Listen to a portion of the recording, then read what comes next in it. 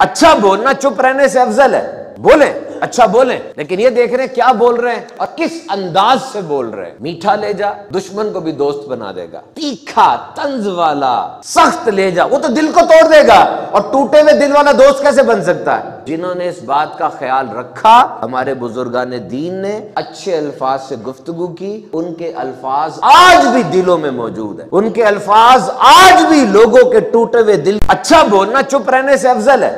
बोले, अच्छा बोले, लेकिन ये देख रहे हैं क्या बोल रहे हैं और किस अंदाज से बोल रहे हैं। मीठा लहजा दुश्मन को भी दोस्त बना देगा, तीखा तंज वाला सख्त लहजा वो तो दिल को तोड़ देगा, और टूटे हुए दिल वाला दोस्त कैसे बन सकता है। जिन्होंने इस बात का ख्याल रखा, हमारे बुजुर्गाने दीन ने अच्छे अल्फाज से गुफ्तगू की, उनके अल्फाज आज भी दिलों में मौजूद है, उनके अल्फाज आज भी लोगों के टूटे हुए दिल। अच्छा बोलना चुप रहने से अफजल है।